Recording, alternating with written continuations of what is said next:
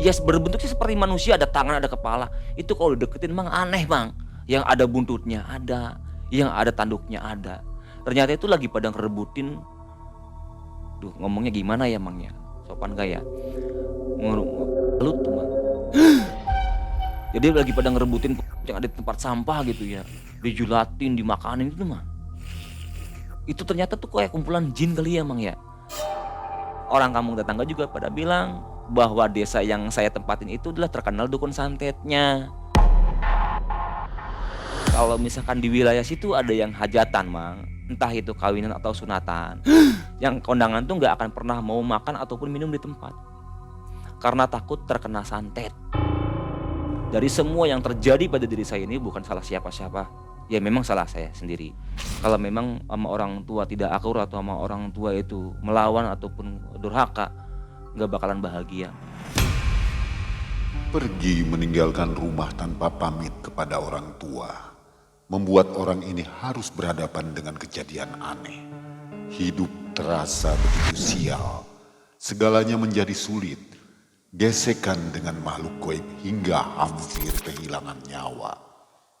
Kesialan demi kesialan terus dirasakan oleh Mas Hairudin. Assalamualaikum warahmatullahi wabarakatuh. Waalaikumsalam warahmatullahi wabarakatuh, Mang E. Selamat malam Sobat Malam Mencekam, Sobat MM dimanapun Sobat berada. Senang sekali malam hari ini kita bakal nonton bareng kisah nyata ya. Ini kisah nyata paling baru dari Malam Mencekam. Di depan kita ada Mas Hairudin. Ya, Mang E. Hairudin apa Khairuddin? Sebenarnya sih kalau dalam bahasa Arabnya sih Khairuddin, Mang E. Berhubung kita orang Indonesia udah Khairuddin aja lah ya. Tapi bisa Udin juga. Udin boleh Kang Mang E. Atau Biar Didin gitu. Didin bisa Mang E, tapi lebih enak Khairuddin kayaknya. Hairudin. Iya. Oke. Ini kisah kedua dari narsum kita yang sebelumnya videonya ada di atas. Ditontonnya. Ini videonya seru sebenarnya. Waktu itu pakai kupluk ya. Pakai kupluk Mang E, biar Waktu kayak Anji. menjaga parkiran petugas parkir rumah sakit ya waktu Petugas itu tiket parkir Mang ya. Tiket E. parkir Di rumah sakit. Itu ceritanya serem. Ditonton lagi silakan. Ini kejadiannya lama, tahun 2004 ya. Tahun 2004 Mang E, waktu zaman masih sekolah Mang E. Masih sekolah Iya. di mana ini dicap menjadi anak bandel Badung. dan duraka. Bangor lah Mang E dulu. Doraka cek Sunda namanya. Doraka tapi terjadi Mang E. Durhaka. Baik, Mas Hairudin, apa kegiatan sekarang nih? Kegiatan masih kerja Mang E, masih jadi karyawan juga kayak kemarin-kemarin masih. Cuman alhamdulillah sekarang sudah punya bisnis baru Mang E.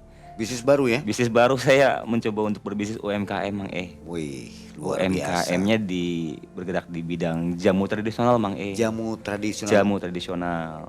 Dibawa contohnya. Dibawa Mang E, emang kebetulan juga saya bawa buat oleh-oleh nih buat Mang E nih. Beneran. Bener dong. Coba dilihatkan.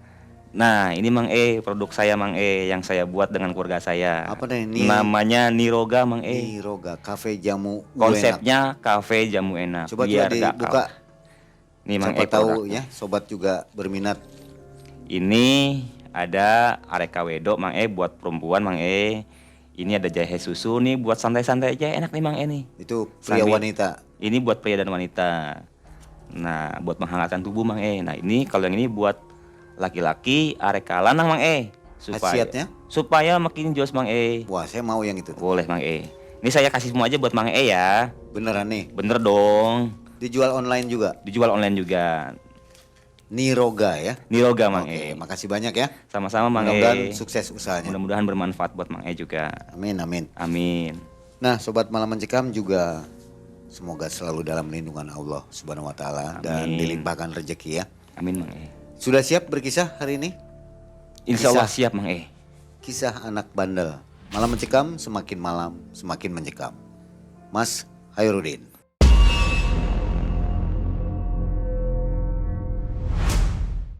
Baik, jadi ini gini Mang E, kisah pertama kalinya tuh di zaman saya sekolah Mang E. Waktu itu di tahun 2004.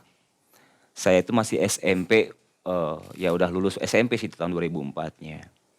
Nah, di tahun 2004 tersebut tuh saya mengalami perdebatan dengan orang tua Mang E. Disebabkan karena kenakalan remaja saya kala itu bermasalah di sekolahan seperti tawuran, merokok, dan lain-lain juga. Bahkan saya sering bolos Mang karena di zaman-zaman itu kan lagi musim-musimnya main band Mang rental studio, saya jadi sering bolos tuh sekolah, nggak karu-karuan. Pada akhirnya orang tua saya mendapatkan banyak surat panggilan dari kantor sekolah. Yang pada akhirnya kan saya ketahuan kalau saya di sekolahan tuh nakal. Lalu orang tua berencana mendidik saya untuk tidak melanjutkan sekolah ke SMA karena rasanya percuma dengan kenakalan saya Mang Berapa bersaudara? Saya 5 bersaudara Mang Saya anak yang ketiga. Ya mungkin saya salah satu contoh anak yang nakal di keluarga saya ya Mang pada akhirnya saya tuh ya sudah gitu menjadi anak yang melawan orang tua. Bahkan saya sempat berani berdebat dengan orang tua untuk saya itu memutuskan untuk kabur dari rumah Mang Nah pada akhirnya kan saya memang berdebat tuh ya, berbicara kasar dengan orang tua. Akhirnya saya udah gak mau lagi deh hidup dengan orang tua karena saya ngerasa saya laki-laki. Saya ngerasa saya tuh bisa tuh cari makan sendiri tanpa orang tua. Akhirnya saya kabur dari rumah. Saya kabur dari rumah, hidup saya luntang-lantung. Ya karena memang saya basicnya anak band Mang Saya bawa-bawa gitar. Tidur juga jadi pindah-pindah Mang dari teman satu ke teman lain. Ya karena saya ngerasa malu kan, makan numpang sama temen. Ya tidur numpang sama temen. Akhirnya tuh saya juga agak sedikit gak enak nih, pindah-pindah setiap harinya ke rumah teman satu ya teman lainnya juga gitu. Nah saya kan ngomong sama temen, gue jadi gak enak dong tinggal di rumah lu. Ya gimana ya, akhirnya kan temen juga bilang iya juga sih, berhubung gue juga sama orang tua masih tinggal sama orang tua bos gitu. Akhirnya kan saya juga punya pikiran kagak enak tuh, setiap nongkrong di rumah temen, makan di rumah temen, tidur di rumah temen. Akhirnya kan saya juga harus mau nggak mau punya pikiran nyari kerjaan yang lebih enak nih Mang. Nyari kerjaan yang lebih enak ya cuman kan belum dapet. Nah nggak tahu kenapa namanya udah rezeki kali ya Mang. Lalu saya tuh ngopi tuh pagi-pagi tuh di warung kopi, ketemu sama orang yang sedang ngopi juga Mang. Nah, orang tersebut tuh ya tukang rongsokan Mang, yang bawa-bawa gerobak tuh. Dia ngasih solusi ke saya, kenapa nggak jadi tukang rongsokan aja, duitnya lumayan. Dia bilang kayak begitu. Nah setelah saya ngobrol sama dia, ya kayaknya oke juga nih jadi tukang rongsokan. Akhirnya saya ikut sama dia Mang. Nah itu terjadinya di daerah Tangerang ya Mang. Ya memang kabur dari rumah itu nggak terlalu jauh dari rumah sih Mang. Di Tangerang juga. Di Jakarta sama Tangerang kan. Kalau Jakarta sama Tangerang itu memang perbatasan. Nggak bekal apa-apa ya? Nggak bekal apa-apa. Ya cuman bekal pakaian, ya bekal gitar Mang Cuman gitu aja sih. Makanya nggak pegang uang sama sekali sebenarnya. Nah nyari uang buat makan tuh ya berbekalnya dari mengamen aja Mang. Hanya saja kan kalau mengamen kan nggak cukup buat makan sehari-hari. Nah akhirnya saya ketemu sama tukang rongsokan tuh. Tukang rongsokan bilang sama saya kalau nyari rongsokan tuh lebih gede hasilnya daripada ngamen. Nah saya tertarik Mang. Saya tertarik diajak tuh sama dia ke lapaknya dia Mang. Ketemu sama bosnya. Beneran kamu mau dagang rongsokan? Iya bos, nggak apa-apa. Yang penting saya bisa nyari makan di sini. Ya lalu saya ikut tuh. Berhubung juga kebetulan bos rongsokannya ada slot gerobak yang nganggur tuh Mang satu.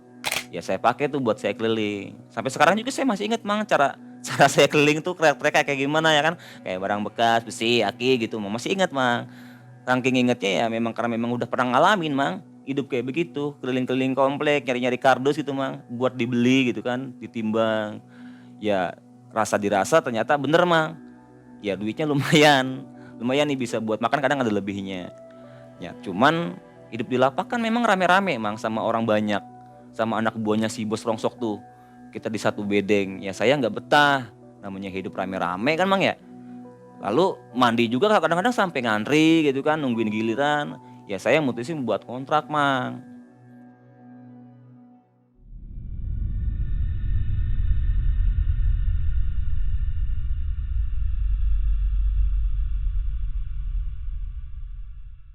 Keliling-keliling kampung, nyari-nyari kontrakan, mahal-mahal Mang. Ya di atas 300.000, 400.000, 500.000. Kalau mau kontrakan yang bener Mang. Ya tapi kan saya cuma buat tidur doang tuh. Nah kebetulan ada kontrakan kosong Mang di Tangerang tuh Mang, deket-deket banget lah, nggak deket banget cuman ya lumayan lah dari lapak Rongsok tuh Mang. Jadi saya bisa bolak-balik dari kontrakan ke lapak, dari lapak ke kontrakan. Itu murah Mang, cuman 125.000 per bulan. Cuman kondisi kontrakannya kontrakan tua Mang.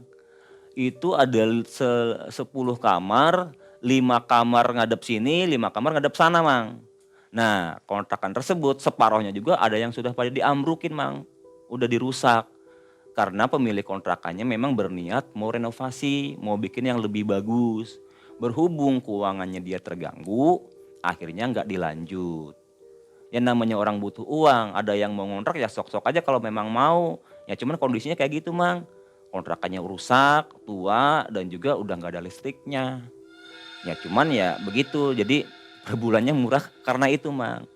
Nah kosong, tapi ada yang ngontrak juga Mang. Ada saya, ada Mbak Dewi yang kerja di karaokean Mang.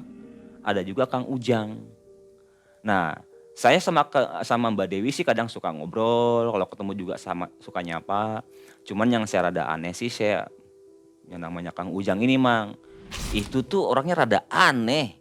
Rada anehnya itu orang ya komunikasi jarang, lalu ya kalau misalkan ketemu juga nggak pernah nyapa, ya aneh aja aneh. Ya berhubung kita namanya sama tetangga kan pengen nyapa, pengen deket ya Mang. Nah saya cuman paling komunikasi sama Mbak Dewi aja tuh yang kerja di karaokean. Nah kadang-kadang dia juga sering ngobrol sama saya, sharing-sharing, yang namanya juga kita tetanggaan kan. Nah tapi sayangnya kalau Mbak Dewi itu kalau malam suka jarang ada di rumah. Kalau siang pun kadang-kadang lebih banyak tidurnya karena memang kerjanya dia kan malam. Nah, berjalan waktu kita di situ ngontrak, Mang. Nah, saya nemuin hal yang aneh pas pulang malam-malam tuh habis dagang rongsokan, Mang. Ini kok kontrakan terang benderang, kan nggak ada listrik. Kok terang banget. Setelah saya samperin kan ada lorong nih, Mang. Jadi ini kontrakan, ini gudang 1, 2, 3 gudang. Nah, di sini lorong tuh, Mang, lorong yang mau masuk ke kamar mandi di luar. Nah, kok ada terang-terang. Nah, terang-terang itu pusatnya ada di lorong, Mang. Saya intip. Itu bentuknya kepala, Mang. Berkobar-kobar nyala kayak banaspati. Setahu saya kan kalau banaspati itu kan cuman api aja ya, Mang. Ini berbentuk kepala manusia dan saya ingat kepala manusia itu bibirnya sumbing, Mang. Dan sedang melihat ke arah saya. Saya kan kaget dong. Kalau melihat kayak begitu siapa yang nggak kaget Mang? Udahnya api berkobar-kobar, tapi apinya nggak membakar Mang. Apinya tuh nggak membakar. Akhirnya saya kaget, saya lari, saya balik lagi ke lapak. Akhirnya saya nggak tidur di kontrakan. Nah di tempat rongsokan itu saya nggak nyeritain, diem aja udah. Karena juga kayak rasanya percuma tuh Mang ngobrol sama orang kalau misalkan ngobrol hal-hal kayak gini. Ilok percaya kan belum tentu ya Mang ya. Kalau misalkan nggak percaya takutnya malah saya ditakut-takutin lagi Mang. Yang ada saya malah jadi nggak mau pulang ke kontrakan nih nantinya. Ya udah saya mendingan diem aja lah. Lalu berjalan beberapa hari kemudian saya pulang lagi tuh hujan-hujan. Waktu itu hujan Mang. Hujan malam ya nggak malam-malam banget sih habis Isya. Nah di situ kan memang kebetulan di bagian barisan kontrakan saya di depannya ada kebun palem. Nah di situ tuh ada bruk Mang. Bruk teh apa ya kalau misalkan bahasa Indonesianya tuh. Ya pokoknya pasangan batu semen tuh yang bisa buat duduk tuh Mang. Di situ kok ada perempuan lagi duduk ngadep ke pohon palem, saya bilang dalam hati itu. Saya coba tegur, "Neng, lagi ngapain?" Diem aja, nggak jawab, nggak nengok. Ya udahlah saya bodoh lah ya. Masuk ke dalam kamar. Pas masuk ke dalam kamar, lihat jendela orangnya udah nggak ada Mang. Saya kan, wah jangan. Udahlah masa bodoh tidur tuh.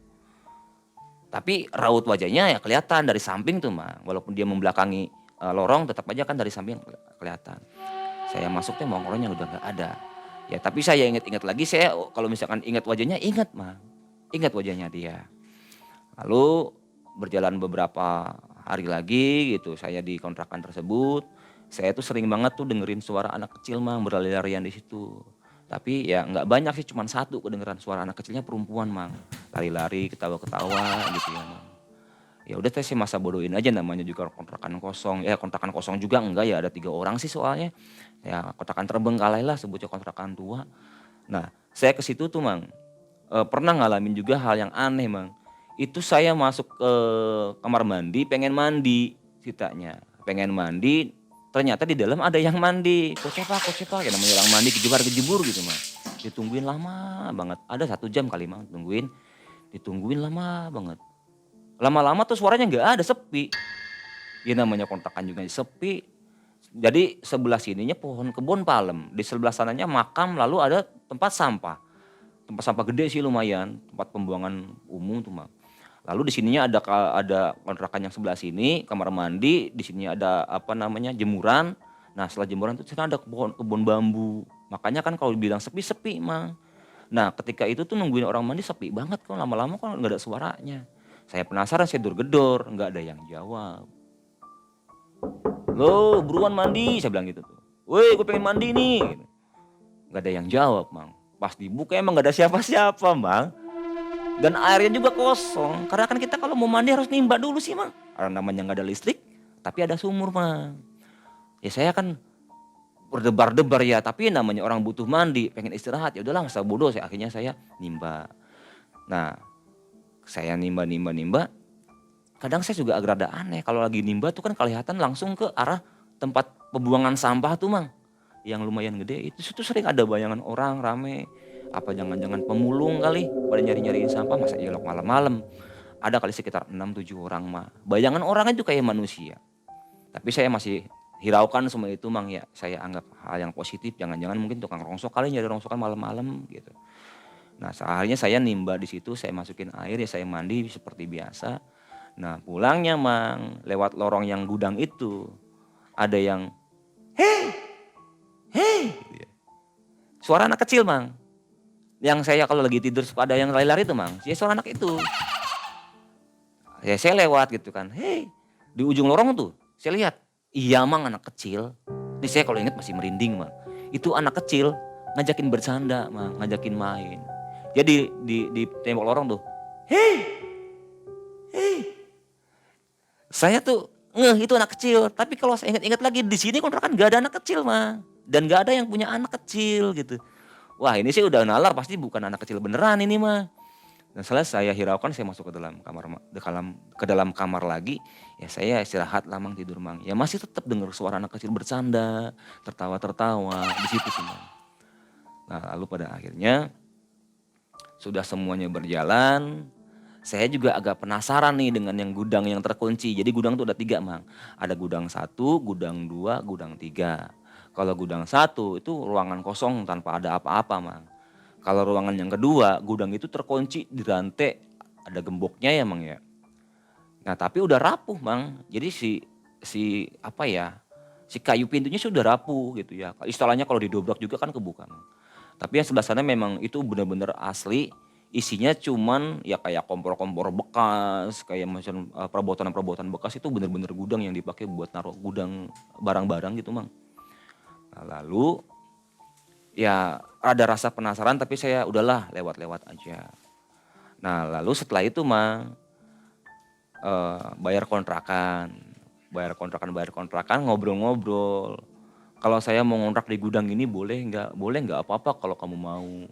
Harganya lebih murah kan ya, Om? Lebih murah kalau di sini mah, udah nggak apa-apa kalau kamu mau di sini mah, udah sebulannya cuma 25.000, Mang. Akhirnya saya pindah ke gudang, berharap supaya mendapatkan yang lebih murah. Karena ya jujur aja, Mang, namanya orang berdagang rongsok itu ya kadang lagi gede-gede, lagi sepi, dagangannya sepi, nggak dapat uang. Daripada saya buang-buang uang buat bayar kontrakan, mendingan saya pindah ke tempat yang baru. Itu ke gudang yang lebih kecil, yang harganya juga lebih murah, 25.000, Mang, per bulan. Mana ada kontrakan kayak begitu kan. Ya walaupun memang cukup cuman buat tidur doang nih, Mang, nih.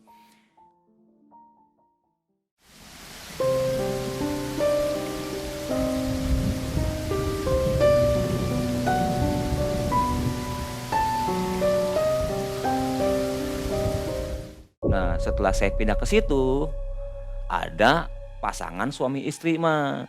Yang nggak tahu itu pengantin baru atau apa, pokoknya suami istri, namanya Mbak Yanti. Mbak Yanti sama Mas Dadang. Nah, Mbak Yanti sama Mas Dadang ini tetangga saya baru yang juga nggak kuat lama, Mang, di situ. Di hari dia cuma 3-4 hari kalau nggak salah di situ tuh, Mang. Nah, udahlah, setelah saya di situ tuh, saya di gudang. Nah kalau saya tidur di gudang tuh sering kedengeran suara kayak orang teriak-teriak mah di dalam gudang yang nomor 2. Orang teriak-teriak kayak kedengeran orang tersiksa. Nah pada saat itu tuh ya saya akan menjadi makin penasaran dengan gudang tersebut, Mang. Ini gudang apa sih isinya dikunci gini, Mang? Ya kan saya nggak tahu gitu.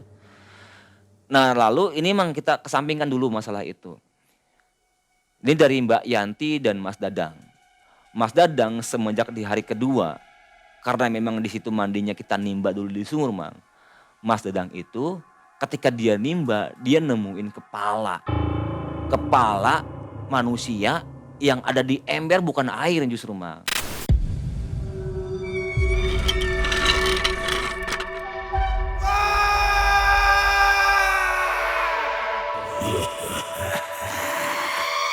Nah itu kan heboh tuh di kontrakan, dengernya. Ya kita sih namanya orang yang nggak ngelihat, percaya nggak percaya, itu kan pengakuannya Mas Dadang ya. Ya tapi kalau misalkan dirunutin lagi dengan apa yang terjadi sama diri saya juga, bisa jadi iya gitu ya. Nah lalu yang lebih hebohnya lagi ketika Mbak Yanti cerita sama kita orang bahwasanya itu dia ketemu sama Mbak Dewi yang di karaokean tuh, Mang. Ketemu sama Mbak Dewi, dia tegur, tapi Mbak Dewinya diem aja, cuek, nggak jawab tegur, nggak apa. Padahal ditegur kan biasanya Mbak Dewi itu ramah, Mang.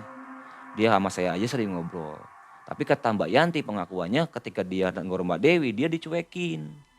Nah akhirnya kan jadi heboh juga karena memang ngerasain hal-hal yang aneh nih, Mang, terjadi sama Mbak Yanti dan Mas Dadang. Mereka nggak kuat tinggal di situ, baru 3 hari, Mang, itu, Mang. Ya 3 hari 4 hari lah. Itu udah pergi lagi dari kontrakan. Akhirnya kontrakan sepi lagi. Yang bertahan cuman saya, Mbak Dewi, sama Kang Ujang. Kang Ujang yang tadi saya bilang ceritain tuh, Mang. Yang rada aneh tuh, Mang. Nah selamatnya Mbak Dewi kan dia kalau malam gak pernah ada di kontrakan. Dia cuman siang aja. Karena Mbak Dewi kan memang kerjanya malam sih di karaoke gitu.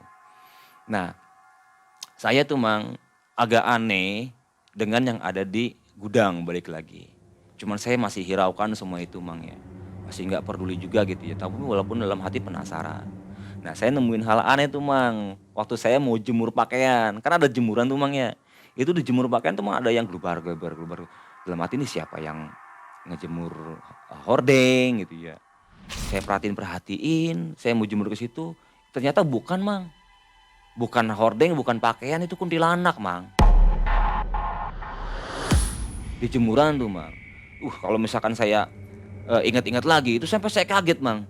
Itu saya nemuin hal yang aneh lah pokoknya. Bukan saya tahu lah mana pakaian mana bukan gitu ya kalau dari deket tuh. Karena memang di situ ada rambut, Mang, yang terurai itu, Mang. Jadi memang kayak hordeng dijemur, Mang, tapi di belakangnya tuh ada rambut yang terurai gitu. Saya rasa ini bukan pakaian atau bukan hordeng. Ini pasti ya itu menurut saya itu kuntilanak, Mang. Saya yakin itu kuntilanak. Karena setahu kita kan yang namanya setan kuntilanak kan kayak gitu ya, Mang, ya. Ya udahlah. Lalu berjalan lagi. Masih ingat kan, Mang, ya, yang di tempat sampah, Mang, ya, yang saya pikir itu adalah pemulung ya, Mang, ya. Itu kalau saya perhatiin dari jauh itu hampir setiap malam ada orang situ terus, Mang. Kalau saya lagi nimba tuh ngambil air. Saya penasaran, Mang. Jadi ini kontrakan, ini pemakaman. Pemakaman juga pemakaman sedikit, Mang, cuman pemakaman keluarga. Pemakaman keluarga yang punya kontrakan ini. Pemakaman lalu di sini tempat sampah. Saya lewat ke pemakaman tuh. Saya intip juga ada tembok tinggi dan lumayan selehera gitu ya, Mang. Ternyata pas dideketin, Mang, tuh kumpulan berbentuknya tuh nggak jelas, Mang. Ya berbentuknya seperti manusia, ada tangan, ada kepala. Itu kalau dideketin, Mang, aneh, Mang. Yang ada buntutnya ada, yang ada tanduknya ada. Ternyata itu lagi pada ngerebutin. Duh, ngomongnya gimana ya, Mang, ya? Sopan gak ya? Tuh, Mang. Jadi lagi pada ngerebutin yang ada di tempat sampah gitu ya. Dijulatin, dimakanin gitu, Mang. Itu ternyata tuh kayak kumpulan jin kali ya, Mang, ya. Nah untungnya tuh dia juga gak noleh sama saya. Akhirnya saya pergi tuh. Saya takutnya pas lagi ngeliat dia menoleh ke saya gitu kan. Saya takut tuh. Akhirnya saya pergi tuh. Pergi. Ya saya beraktivitas seperti biasa. Itu terjadi banyak hal yang aneh pokoknya di kontrakan tersebut, Mang. Akhirnya saya keliling-keliling kampung. Saya dengar cerita dari orang kampung tetangga, Mang. Ternyata orang kampung tetangga juga pada bilang bahwa desa yang saya tempatin itu adalah terkenal dukun santetnya. Jadi ada kisah kalau misalkan di wilayah situ ada yang hajatan, Mang. Entah itu kawinan atau sunatan. Yang kondangan tuh nggak akan pernah mau makan ataupun minum di tempat.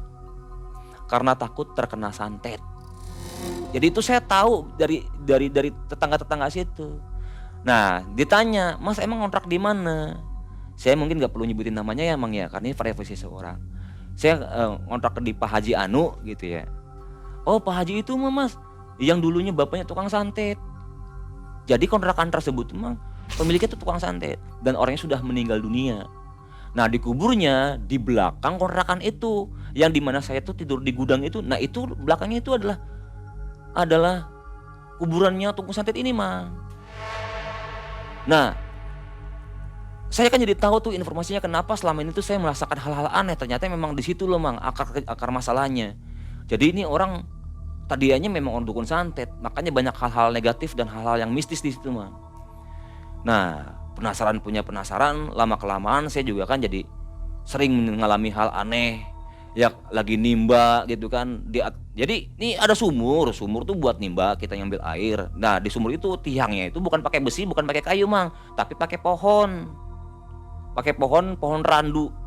Dan pohonnya juga masih hidup. Nah, di atas pohon itu saya pernah nemuin namanya pocong, Mang. Saya ingat wajahnya sampai sekarang. Ya, pocong tapi wajahnya ya juga nggak hancur, nggak berantakan. Ini masih ada wajahnya, masih kelihatan wajahnya. Nih, jadi anak kecil saya ingat wajahnya. Yang perempuan duduk saya juga sekelebatan saya paham ya wajahnya. Lalu yang api kebakar yang bibirnya sumbing, saya hafal wajahnya. Pocong juga sampai sekarang saya hafal wajahnya. Yang saya nggak tahu wajahnya itu cuma yang ada di jemuran aja. Nah, lama kelamaan saya jadi penasaran. Akhirnya saya bongkar tuh, Mang, gudang tuh, Mang. Saya pengen tahu, ini gudang ada apa sih? Kayaknya dikunci begini. Berhubung itu memang gudangnya sudah rapuh, Mang. Saya jeder gitu aja pun kebuka, Mang. Ada lemari tua di situ, nggak terkunci. Dibuka, isinya tuh, Mang, peralatan santet, Mang. Ya bonekanya, ya tungku buat bara apinya, menyannya gitu, Mang. Ya itu semuanya lengkap ada di situ, kerisnya ada. Bahkan saya nemuin beberapa foto, Mang. Yang foto-foto itu tumpukan banyak, Mang, dan di antara foto itu foto adalah orang-orang yang saya temuin, Mang. Ya perempuan yang lagi duduk, ya anak kecil, ya pocongnya, ya api yang berkobarnya. Itu ternyata adalah korban-korban, bisa dibilang mungkin ya, Mang, kalau misalkan saya sambung-sambungin lagi, mungkin bisa jadi itu adalah hantu-hantu gentayangan yang jadi korban santetnya dukun itu, Mang.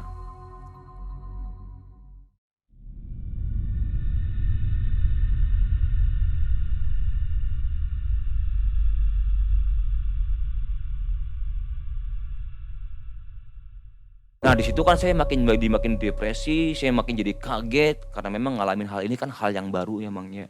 Berhubung saya juga bukan tinggal sama orang tua, saya jadi drop kala itu, Mang.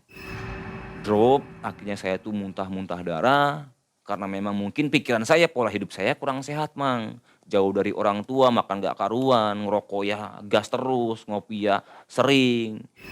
Saya muntah. Saya kalau muntah itu, Mang, ya, ini kalau saya ceritain, kalau saya muntah itu sebesar-besar kepalan tangan, Mang. Anehnya. Itu sebesar kepalan tangan, ya kembali lagi seperti agar ketika dipegang cas gitu tuh udah jadi kayak air gitu. Nah, kalau dari hidung ini sebesar-besar jempol nih, bisa jadi sebesar itu, Mang. Kental, Mang, yang masuk dalam yang keluar dari mulut ataupun hidung. Nah, akhirnya kan saya ngerasa drop. Saya baru cerita tuh sama teman-teman di lapak, teman-teman di rongsokan. Mereka ngasih saran, udah, Mas, daripada bahas begini bahaya kan, takutnya ada apa-apa, mendingan Mas pulang ke rumah orang tua. Akhirnya dicari tuh informasi tentang orang tua saya. Karena saya memang juga kan waktu itu sudah pegang handphone, walaupun handphone jadul, Mang. Ya gini-gini juga ya, alhamdulillah sanggup beli handphone, Mang. Istilahnya dari orang tua juga sih memang. Nah, ditelepon kan itu, Mang, sama teman-teman saya di lapak tuh, Mang. "Bu, ini orang tuanya Mas Khairuddin ya?" "Iya, Mas, kenapa? Emang ada di mana anak saya?" Ini anak ibu ada di lapak saya nih mah, Bu di Tangerang, dikasih tuh alamatnya mah. Dikasih alamatnya, orang tua saya nyamperin. Nah setelah orang tua saya nyamperin, saya dibawa ke rumah sakit. Di rumah sakit bukannya makin bener malah makin parah. Bahkan juga dokter di situ memvonis bahwa saya itu sebenarnya nggak sakit dan nggak ada sakit apa-apa.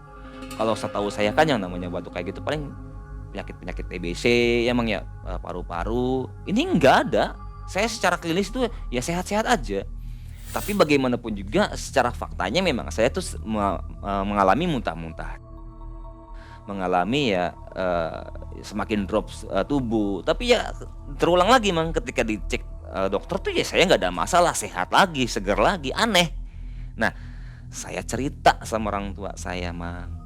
Begini loh, Mah, Pa, ketika saya sedang tidak di rumah tuh saya terjadi begini, ngontrak begini. Akhirnya dia paham dan nalar tuh. Ketika dia sudah paham dan nalar, nih kayaknya anak nggak ada yang sesuatu yang nggak bener nih. Dibawa ke orang pinter. Di orang pinter tersebut akhirnya kita kan ngobrol tuh. Ya orang tua yang ngobrol sih, saya kurang begitu paham karena saya nungguin kan. Yang ngobrol-ngobrol tuh orang tua gini. Ternyata menurut informasi dari orang pinter yang ngobrol ke orang tua saya, bahwa saya itu adalah orang yang menjadi target untuk praktek dukun santet baru. Nah, dapat kisi-kisinya dari orang pintar tersebut bahwasanya yang melakukan ini kepada anak ibu tidak lain adalah tetangganya di kontrakannya sendiri. Ya saya ingat lagi mah, saya rasa ini bukan orang jauh, saya yakin ini adalah Kang Ujang. Karena satu-satunya laki-laki yang juga rada aneh, misterius sih cuman Kang Ujang. Kalau yang namanya Mbak Dewi sih udah jelas kerjanya bukan tukang ya, kerja di karaokean gitu kan. Walaupun memang dia sering pergi malam. Dan juga nggak aneh-aneh banget, ini orang memang normal biasa wajar aja Mang. Yang paling aneh ini ya Kang Ujang ini. Rada aneh, rada misterius, rada sinis kalau ketemu saya Mang. Kerjanya apa Kang Ujang itu? Ya kerjanya nggak ada Mang, makanya saya juga rada aneh. Saya mau nanya mau negor juga bingung Mang, namanya orang kayak begitu Mang, aneh. Kadang kalau ditegur juga pernah jawab gitu kan. Nah dia tertutup lah Mang, sangat tertutup. Setelah diobatin saya sembuh di situ Mang, baru semua terbongkar. Kita mendiskusikan nih Mang sama keluarga, bagaimana nih maunya. Saya kan maunya nggak mau fitnah-fitnahin orang ya Mang ya. Bisa aja kan orang pintar tersebut itu bohong sama keluarga saya Mang. Karena nggak ada bukti kan? Karena nggak ada bukti. Nah akhirnya untuk membuktikan dan tidak terjadi fitnah, yuk kita buktikan sama-sama. Orang pinternya, keluarga saya plus sayanya juga ikut ke sana. Datang ke sana rame-rame bawa mobil tuh Mang. Setelah bawa mobil nyampe ke tempat tujuan di kontrakan itu, dan masih ada kontrakannya, dan cuman minus sayanya aja yang sudah nggak di situ. Pihak saya, keluarga saya, pihak orang pintar di keluarga saya, kita berkomunikasi nih Mang sama yang punya kontrakan, minta izin. Nih, kita ceritain juga nih sama yang punya kontrakan Mang.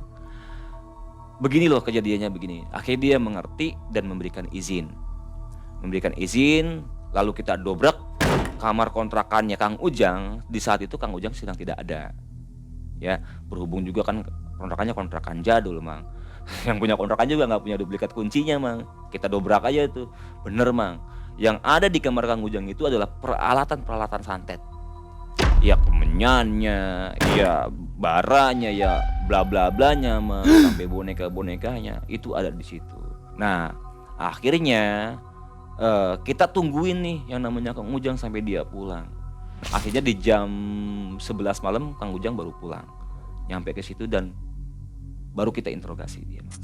Kenapa lu menjadikan anak gua target santet lu gitu?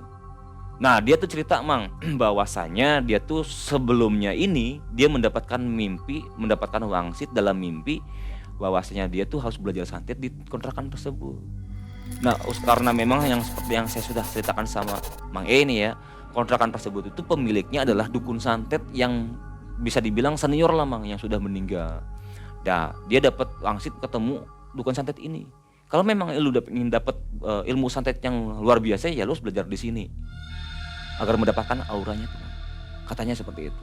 Ya ini sih bener nggak bener saya kurang paham ya Mang ya. Yang namanya dunia santet saya juga nggak paham. Saya juga nggak ada kepengen untuk ke arah sana ya. Tapi itu informasi yang dia berikan kepada kita. Nah, kenapa saya yang dijadikan target untuk santet? Karena satu-satunya orang lain yang dia nggak kenal di situ, di kontrakan itu, dan terdekat dari situ adalah saya. Akhirnya ya ketahuan sudah bagaimana dan kenapa saya itu bisa sampai muntah-muntah darah. Tapi bagaimanapun juga, karena memang saya pribadi juga tidak mau ini diperpanjang, tidak mau jadi masalah, karena dia tidak ada rasa dendam sama saya aja bisa mencelakai saya. Kalau kita dipermasalahkan, perkarakan suatu saat dia dendam sama saya, mungkin bisa membuat lebih parah dari ini. Akhirnya sudah saya mengikhlaskan, kita saling kekeluargaan, dia minta maaf sama saya pun juga minta maaf sama dia. Ya akhirnya sudahlah, yang lalu ya sudah berlalu. Lagi pula saya sadar Mang, dari semua yang terjadi pada diri saya ini bukan salah siapa-siapa. Ya memang salah saya sendiri. Karena pada awalnya memang saya sudah melawan sama orang tua. Saya sudahnya nakal bangor tapi saya juga nggak pernah sadar. Ya saya sih menyalahkan kepada diri saya. Ya bahwasanya kalau mungkin setelah saya dewasa ya Mang, baru saya mempunyai keluarga dan punya anak tuh baru saya ngerti bahwasanya sehebat apapun kita dan jadi apapun kita, kalau memang sama orang tua tidak akur atau sama orang tua itu melawan ataupun durhaka, nggak bakalan bahagia Mang. Percuma rasanya saya tuh walaupun memang bisa mencari kerja, bisa nyari makan sendiri, yang pada akhirnya pun juga kalau bisa dihitung-hitung Mang, pendapatan saja malah makin gak karuan sebenarnya. Bukannya malah makin punya uang, bukannya malah makin bisa menghidupi diri, bahkan malah jadi mengurus hidup juga udah nggak bener Mang, nggak becus lah jadi timbulnya, nggak karu-karuan gitu. Rugi banget Mang, pokoknya kita jauh dari orang tua tuh rugi. Makanya pesan saya kalau yang masih pada punya orang tua jangan sampai melawan sama orang tua lah, sing sayang-sayang ke orang tua. Karena bagaimanapun juga orang tua yang memang akan membantu kita dari segala hal Mang, ketimbang kita ketemu orang lain. Sebaik apapun orang lain, tidak ada yang sebaik orang tua kita gitu Mang. Pada waktu itu kalau teman-temannya tidak nelpon orang tua, mungkin keadaannya jadi lain ya?